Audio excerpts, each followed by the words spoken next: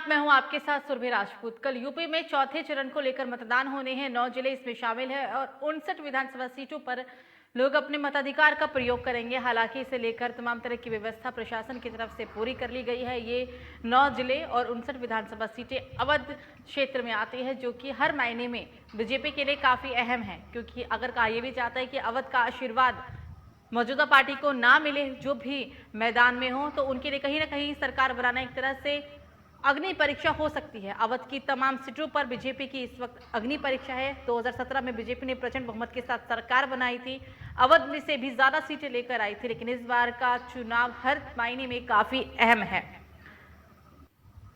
देश में ठंड तो कम हो रही है, लेकिन चुनावी माहौल हर दिन के साथ गर्माता जा रहा है। 7 चरणों में यूपी के अंदर विधानसभा चुनाव हो रही है। 3 चरण के मतदान संपन्न हो चुके हैं। चौथे चरण का मतदान कल होगा। 9 जिले इसमें शामिल हैं। 9 जिले की 59 विधानसभा सीटों पर मतदान है। ये चरण काफी अहम है हर मायने में, क्योंकि बहराइच, जो कि रायबरेली, जो कि कांग्रेस के एक तरह से गढ़ भी माना जाता है, यहाँ पर कल मतदान होगा।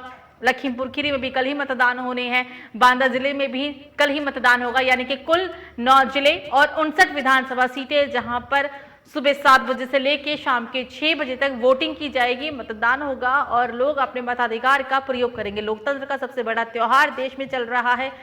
तमाम 5 राज्य जहां पर चुनाव हो रहे हैं, 5 राज्यों में चुनाव इकट्ठे ही हुए और इसमें यूपी बहुत ही ज्यादा अहम है, क्योंकि जनसंख्या के मामले में भी यूपी काफी बड़ा क्षेत्र है और 400 विधानसभा सीटों पर 10 फरवरी से मतदान यूपी के अंदर शुरू हो चुका है। और इस पर बातचीत करने के लिए ग्राउंड जीरो से हमारे संवाददाता कुछ ही देर में अशरफ जुड़ने वाले हैं। अशरफ के पास सीधा चलेंगे। अशरफ, चुनाव के मद्देनजर नेपाल बॉर्डर को कुछ दिन के लिए बंद कर दिया गया। कितने बजे ये तमाम गतिविधियों को अंजाम दिया गया है और क्या तैयारी है? सुरक्षा के इंतजाम के बारे में बताएं। ये सिर्फ भी बताना चाहूंगा, लखीमपुर के अंदर 8 विधानसभा है। अगर बात की जाए तो 3172 पोलिंग बूथ बनाए गए हैं। लेकिन अगर आज बात की जाए सुरक्षा को लेकर, तो पुलिस प्रशासन काफी मुस्तैद नजर आ रहा है। अगर नेपाल से सटा हुआ जो लखीमपुर खीरी जिला है, तो अगर सरहद की बात करें, अगर बॉर्डर की बात करें, तो बॉर्डर को सील कर दिया गया है 24 घंटों के लिए। हालांकि आज सुबह से सील कर दिया गया है, लगभग 2 दिन के लिए सील किया गया है उसको, और उसके बाद में आवागमन होगा। एक बात और बताता चलूं, वहाँ पे जो सीआरपीएफ के जवान हैं वो तैनात कर दिए गए हैं और एसएसबी के भी जवान तैनात कर दिए गए हैं। लखीमपुर अगर सदर शहर की अगर बात करें, तो यहाँ पे काफी मात्रा में पुलिस बल इधर उधर मार्च करता हुआ देखा जा रहा है। हालांकि लखीमपुर खीरी से हमारे साथ अशरफ है। जैसे कि उन्होंने बताया कि 24 घंटे के लिए, 48 घंटे के लिए इस सीमा को सील किया गया है और वजह यही है क्योंकि चुनाव है। सुरक्षा के क्या इंतजाम है, अशरफ ये बताएं। जी बिल्कुल बताना चाहूंगा, यहाँ पे टीमें गठित कर दी गई हैं, मजिस्ट्रेट हैं, काफी सेक्टर मजिस्ट्रेट बना दिए गए हैं, अपने अपने बूथों पर रवाना हो रहे हैं। यहाँ से नवीन मंदिर स्थल बनाया गया है, वहाँ से जो है सारे लोग रवाना हो रहे हैं। जिस तरीके से 3172 बूथ केंद्र बनाए गए हैं, लगभग 26 से 28 लाख मत का प्रयोग लखीमपुर जिले में किया जाएगा। उसके बाद में जो पुख्ता इंतजाम है प्रशासन के, खासतौर पर सीमा नेपाल सीमा से सटा हुआ है, इसलिए पुलिस भी प्रशासन लगातार अपने उस पर नजर आ रही है। बिल्कुल अशरफ, जैसा कि बता रहे हैं हमारे साथ कि कहीं ना कहीं सुरक्षा को लेकर ही 48 घंटे के लिए नेपाल बॉर्डर को सील किया गया।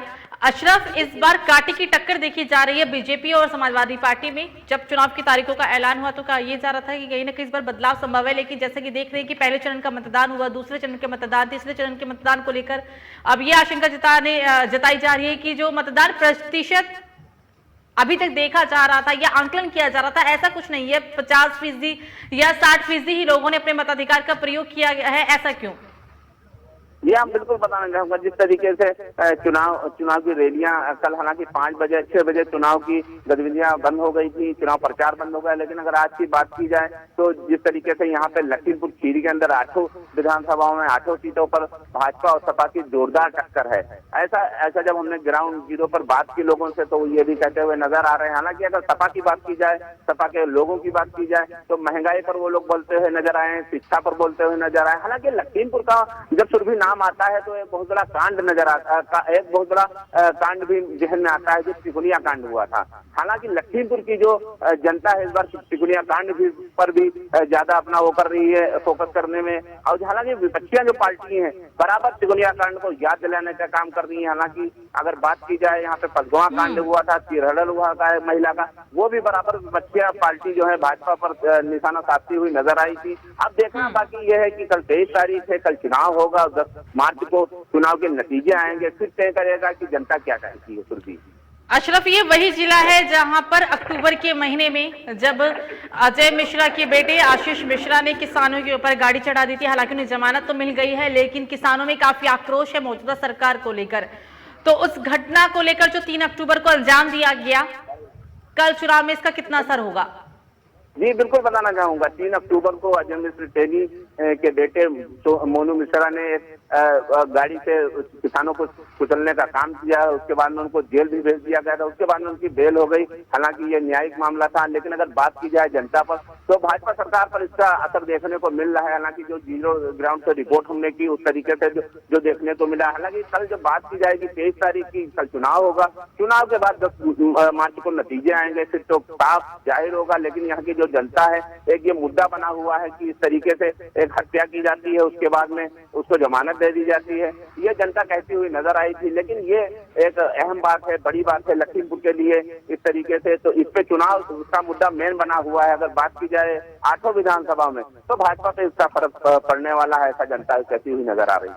बिल्कुल, मतलब ये अंदाजा लगाया जा सकता है कि जो 3 अक्टूबर को लखीमपुर खीरी में हुआ है, शायद इसका मौजूदा सरकार को कहीं ना कहीं खामियाजा भुगतना पड़ सकता है।